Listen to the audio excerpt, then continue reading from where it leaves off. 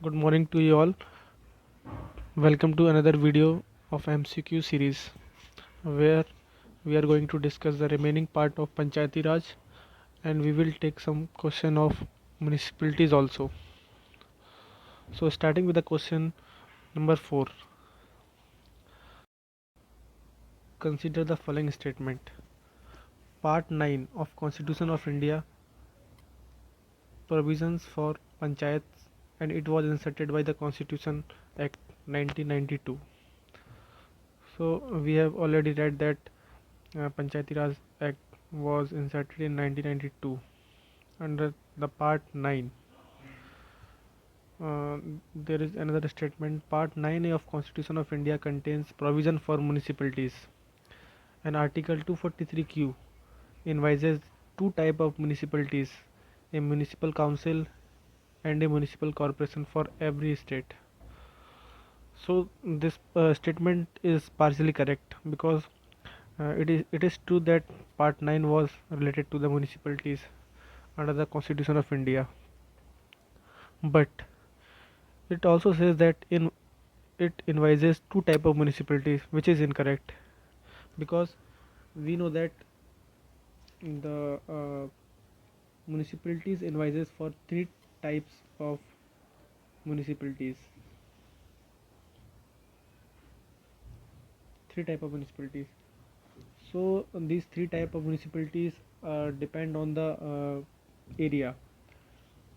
So if it is a transitional area, transitional area in the sense that it is transforming from a rural area to urban area, then we have a Nagar Panchayat and it is called by different name in other state also. At the second level, these are the type.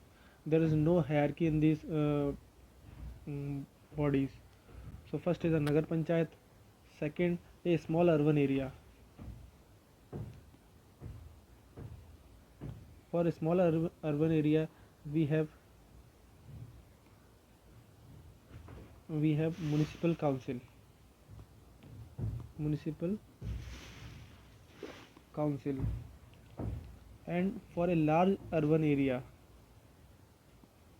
we have municipal corporation. For big cities like Delhi or any other big area, and these area, whether it will be transitional area, small urban area, or a large urban area, these depend on some factors like uh, what is the density of population living in that area, uh, what is the economic status of people, how many people are engaged in the non-agricultural activities, or the population of area, how much population is living in that area. So it is the governor through the public notification declare these area whether they will be transitional area, small urban area, or a large urban area. Sorry, like for a place to be a urban area, census of 2011 says that there must be a population of 5,000 people.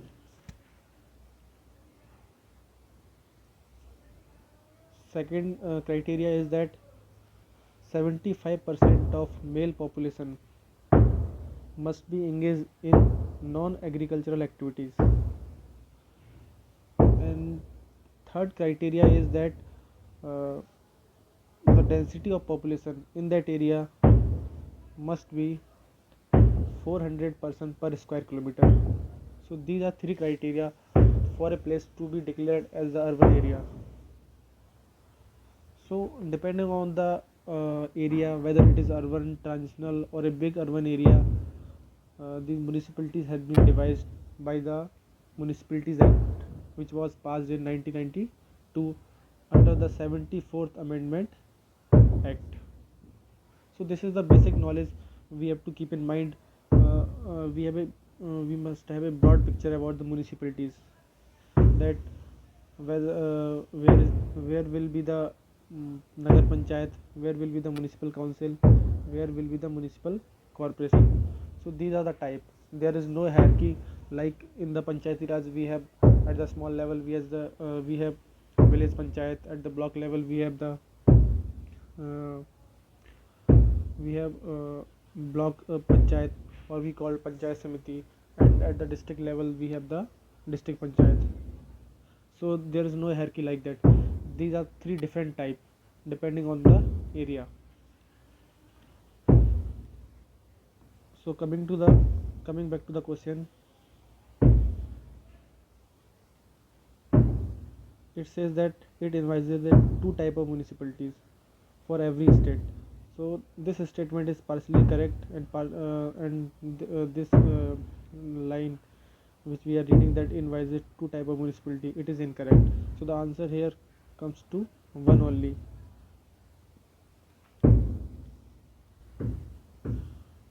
So further, more basic information about the municipalities. Further, more information about the municipality is that, as we know that uh, the Municipalities Act was done under the 74th constitutional amendment, like Panchayati was done under the 73rd. The year was same for both the amendment, but the date may vary, and it added a new part, like in the Panchayati Raj, it added part 9 to the constitution.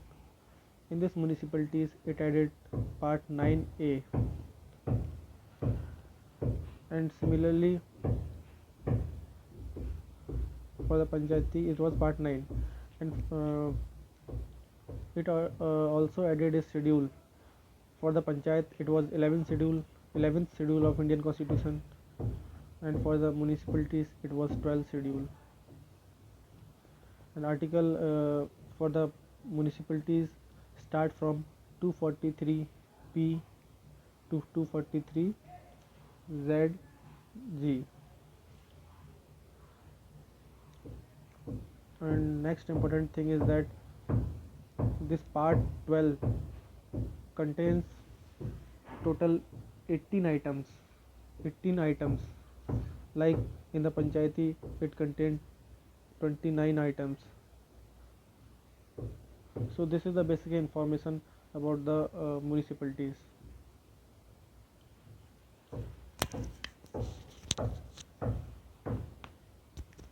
So next question is,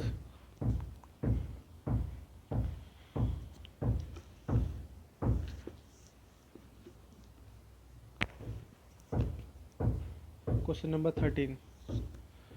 Which of the following statements are correct about the 73rd amendment? 73rd amendment we have already read. It recognized Panchayat as an institution of self-government. That is true. It recognized urban local government. So it did not recognize the urban local government. It was recognized, urban local government were recognized under that 74th constitutional amendment. So Panchayat are the rural local government, and municipalities are called urban local government. So this statement is incorrect. So the answer is only one. That is C only.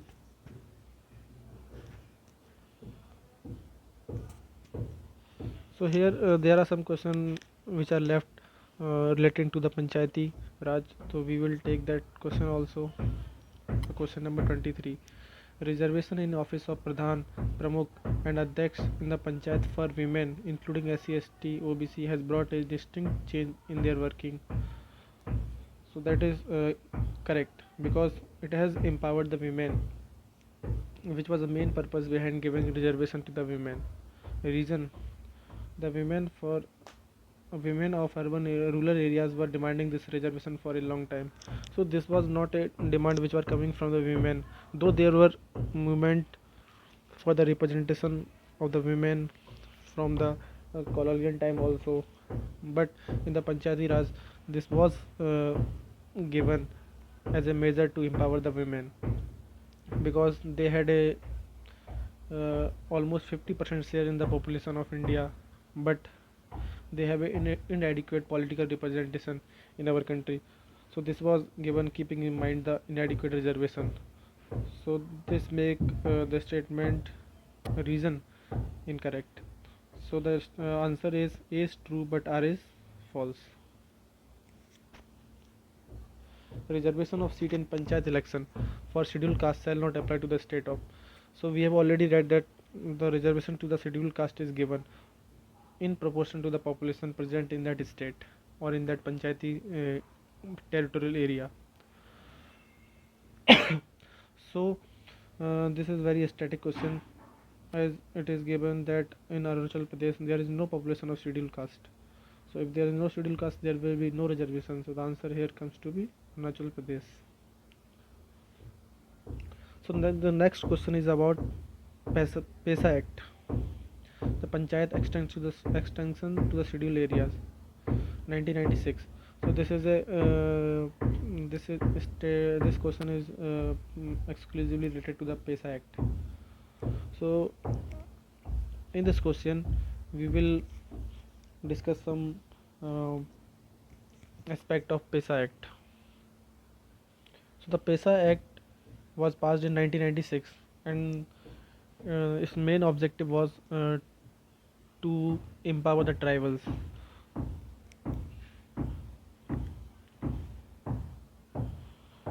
So as we know that the tribal people are socially or economically disadvantaged group. So the machinery which was already present in other state uh, or the provision of the panchayat in the original form were not suitable to these areas, because they are different from the mainstream society.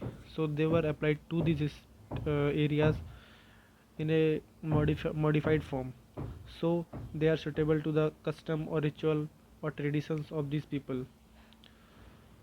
So this PESA Act had some aspect which are different from the original act, where the first point is that Gram Sabha has the power to stop transfer of land in the scheduled areas. So in the PESA Act, Gram Sabha was made powerful because these people, as I told you, that they were socially or economically disadvantaged group. The illiteracy is also high in these people. So, so the Gram Sabha was made very powerful, so that the people sitting in the top of the bodies uh, do not uh, exploit these people.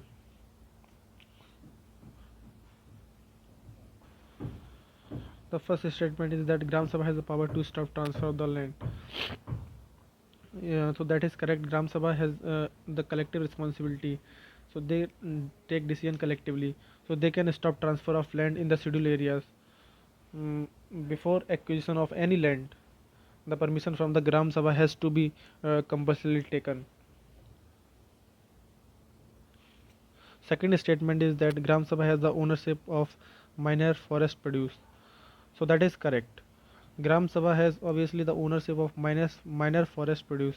Minor forest produce. There is a list of minor forest produce which are declared by the government. So some of these example are honey, tendu leaves. So the Gram Sabha has the exclusive right over these minor forest produce. Third statement is that recommendation of Gram Sabha is required for granting prospecting license or mining lease for any mineral in the scheduled area. So here the statement says that for any minerals has been divided into minor minerals and major minerals.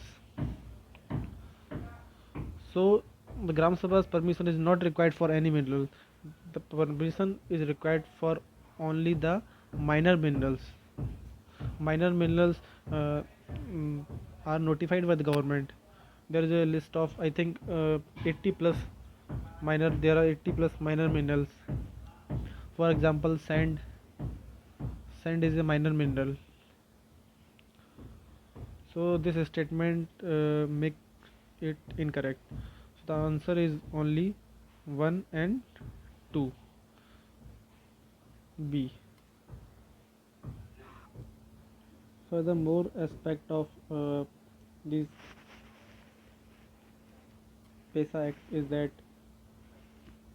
the reservation of seat in the scheduled areas in every panchayat is proportion is in the proportion to the population of communities living in that area, and the reservation for scheduled caste or not scheduled caste, scheduled tribe, because this is scheduled areas about the scheduled tribes.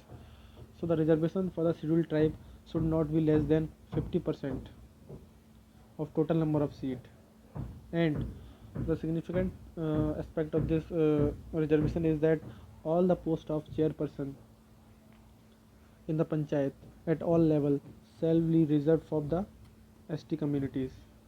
So that is one thing we have to keep in mind, that all the chairperson posts are reserved for STs.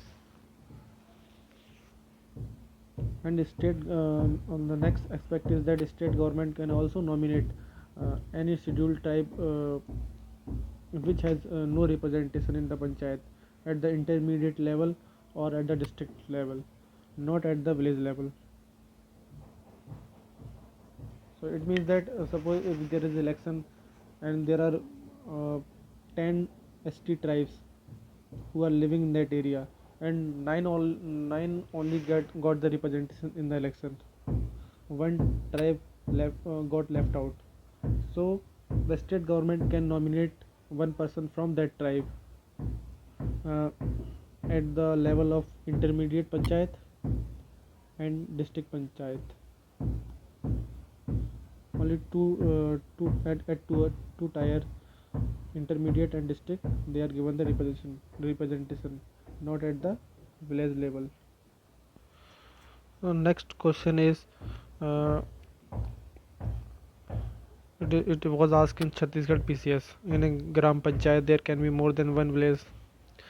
So these are some seems to be general statement, but as we know that it is a local subject, it is a state subject. So accordingly, state government has made their rule differently.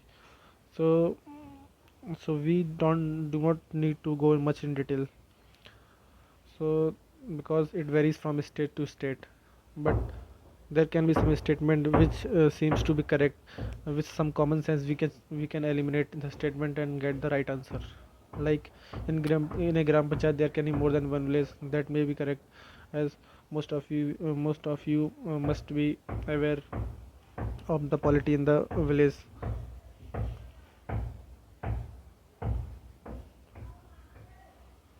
Local self government can be best explained in the exercise of, it was asked in IES pre democratic decentralization, I told you earlier. 34th statement, it was also asked in Chhattisgarh PCS. As I told you, the act different state have made their act differently, so provision can also be different. They varies from state to state, but there are some points which seems to be correct. With some common sense we can eliminate them. 1/10 of quorum is essential for meeting of Gram Sabha. Thus seems to be correct. 1/10 of quorum is also present at the central government level, also in the parliament also, with the presence of 1/3 of women. So reservation is also 1/3, and the presence of women, 1/3 women is essential for the meeting. Sarpanch and Panch are responsible for the quorum. So these statements seems to be correct. So we can eliminate in the similar way. So we do not have to cram all the provision of the various state.